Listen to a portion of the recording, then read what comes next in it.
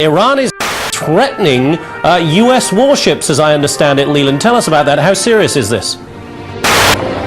Un porte-avions américain localisé près du détroit d'Ormuz, dans une zone utilisée par la marine iranienne dans le cadre...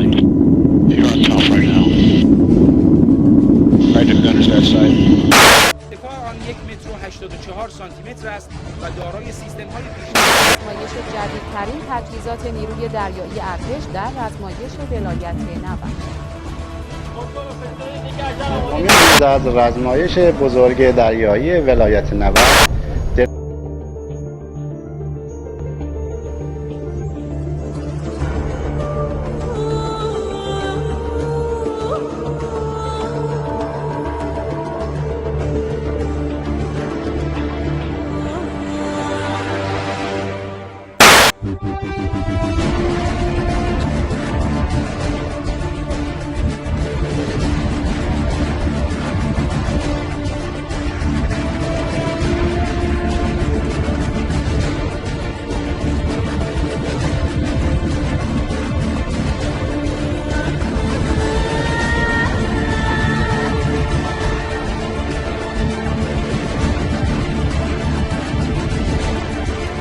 Mais à l'intérieur du Scorpion se cache, il y a un secret, c'est le Phénix.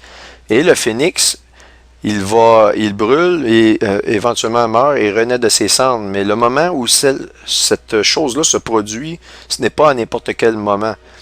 C'est un moment bien précis et au niveau céleste, il n'y a pas un alignement plus incroyable que celle qui vient au 21 décembre 2012 à 11h11 précisément, lorsque le Soleil traverse l'équateur galactique, et non pas que le Soleil s'aligne avec les planètes, tout ça, parce qu'il le fait de façon assez... il le fait quand même assez souvent, sauf que là, il va vraiment être aligné au niveau de l'équateur galactique, et ça, c'est vraiment quelque chose qui est très rare. Et c'est évidemment, ça fait référence à la venue de Nibiru, qui va créer une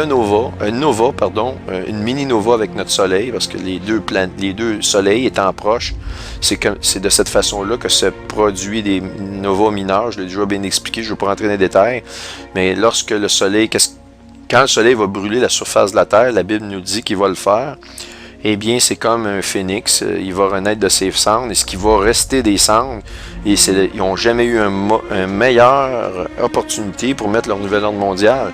Comme ils ont dit, comme Sarkozy l'a dit, je vais essayer d'imiter un peu la voix de Sarkozy avec un peu d'humour.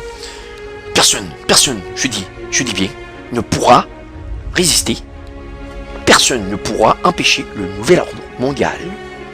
Vous voyez le genre, donc ils savent qu'il n'y a rien qui peut empêcher ces choses-là, parce qu'ils savent ce qui vient sur Terre.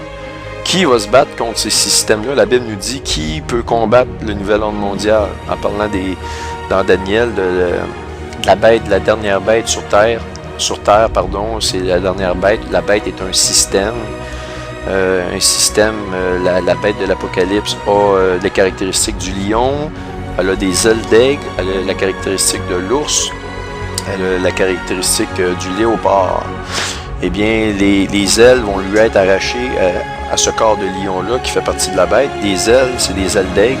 Et c'est quoi le symbole des ailes d'aigle? C'est les États-Unis d'Amérique, parce que la Bible nous dit que les États-Unis, de toute façon, vont être arrachés, ils ne feront plus partie de ce système-là.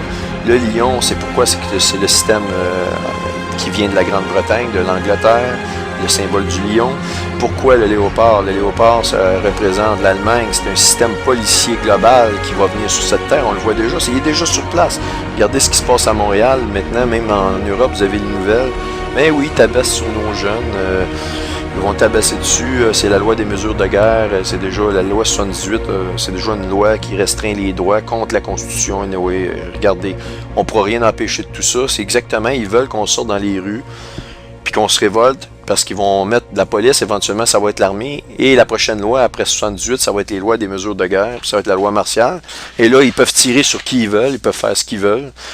On n'a plus le droit de rien dire, et c'est la population, même à Montréal, qui sont en train de dire, je regarde les radios de discussion, mais pas trop longtemps, parce que ça me donne le goût de vomir.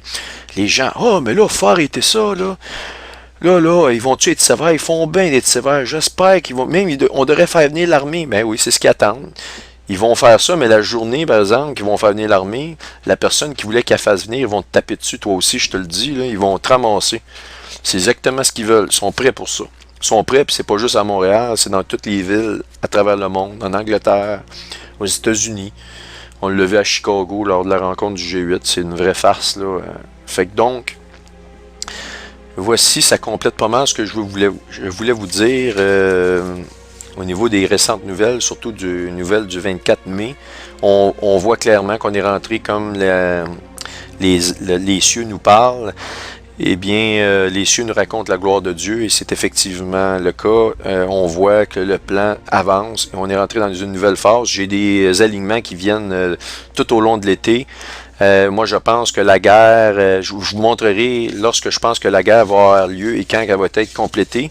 Et je me base sur des historiques en étudiant la guerre des 6 jours, par exemple. Il y a des patterns qui reviennent et un pattern très fort pour la guerre qui vient, je pense, c'est au mois d'août. Et je pense que comme à partir du 11 août, cette guerre-là pourrait être complétée, mais il ne faut pas prendre tout ce que je vous dis, je vous montre avec une certitude. Mais c'est sûr que ça va avoir une influence. On va vivre à ce moment-là des choses très différentes à ce moment-là. Maintenant, avant d'aller plus loin dans ce que je vais vous parler au niveau astronomique, et nous sommes actuellement le 3 juillet.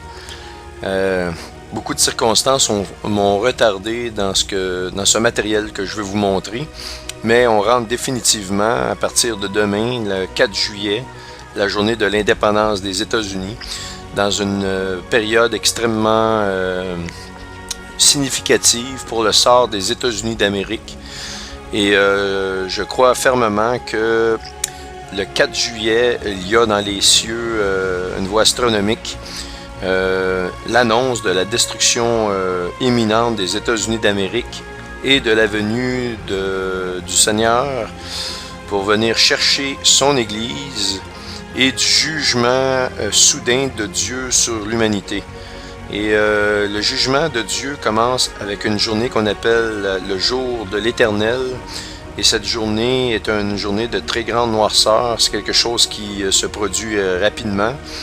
Et cette journée-là doit marquer le début des tribulations. Donc, on voit vraiment à cette période-là, directement relié au 4 juillet, qui est la journée de l'indépendance des États-Unis, le 4 juillet. C'est en 1776, le 4 juillet, que les États-Unis sont devenus un pays, ont été fondés. La même année que l'ordre des Illuminati a été fondé, donc ce n'est pas un hasard. On va le voir dans les cieux que ce n'était pas un hasard. Je vais vous montrer un phénomène absolument extraordinaire. Avant de le faire, je vais juste emboîter le pas en vous montrant un outil qui est absolument extraordinaire pour vous. Sur le site de Renaissance Revival, et cette étude-là, je vous la montre de ce pas, c'est une excellente étude. Lorsque vous avez des gens qui vous disent ben écoute, le réchauffement ou le changement climatique est dû à l'activité humaine, tout le monde le dit, eh bien ces gens-là sont absolument sans savoir que les changements climatiques ne se font pas seulement sur la planète Terre, mais sont actuellement partout et grandement présents sur toutes les planètes et en tout endroit de notre système solaire. Et c'est pour ça que cette étude-là, ici, c'est probablement une des plus complètes, sinon la plus complète que moi je connaisse. Et elle est mise à jour régulièrement, aussitôt qu'il y a des nouvelles sur Planète X. On est un groupe de personnes qui les envoie centralisés au site, à la personne qui s'occupe du site Renaissance Revival. Et donc, on a ici, pour vous donner un exemple, bon, je pense qu'il commence avec une vidéo sur qui concerne James McKinney. James McKinney, je vous en ai parlé assez souvent. Mais le point ici, c'est pour vous montrer que vous allez avoir, bon, vous avez tout ce que James McKinney a fait, les universités où il a pris ses cours, que c'est il a fait la physique et les mathématiques au début des années 70 et il a même été associé comme professeur à l'université de Cornell. Je pense qu'il a enseigné l'astrophysique. Et vous voyez ici, premièrement, dans un premier temps, toutes des nouvelles sur Nemesis.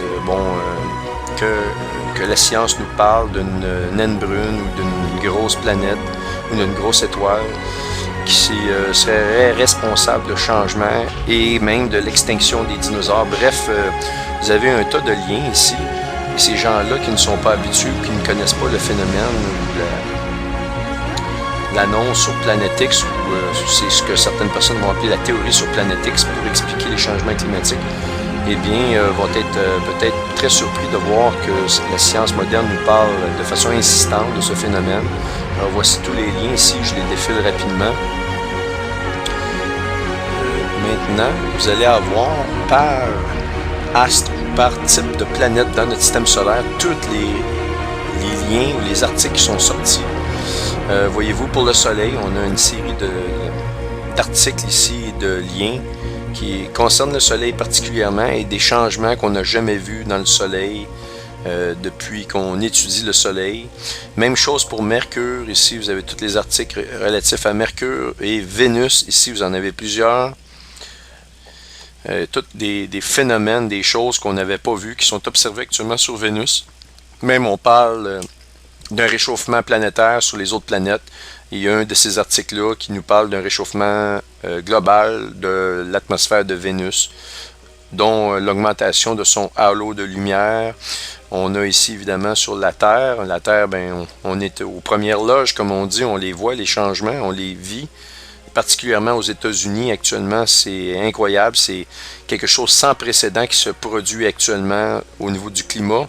Et je vais vous montrer immédiatement après, je vais enchaîner avec la période dans laquelle le 4 juillet marque, le 4 juillet qui est demain, dans quelques heures, on va être le 4 juillet, eh bien vous allez voir que dans les astres, dans les cieux actuellement, les cieux nous parlent et que nous allons entrer dans une grande phase. Et je crois que c'est exactement ça qu'on vit actuellement aux États-Unis. Donc, la Lune, vous avez les articles sur la Lune, sur Mars, Jupiter, Io, Saturne, Titan, Iapetus, Phobie ou Phobos ici, qui est une lune de Saturne, Uranus, Neptune, Triton, Pluton. Pluton, il y en a beaucoup, il y en a plusieurs, même on parle de l'augmentation de la surface de Pluton. Il y a un réchauffement global aussi sur Pluton. Et bon, vous avez quelques articles sur les prophéties. On parle de la Colburn, les Hopi, plusieurs petites prophéties ici. Et la préparation à ce sujet-là. Donc, je vous invite fortement à regarder et à les consulter. Je vais mettre l'adresse directe dans le descriptif de cette vidéo.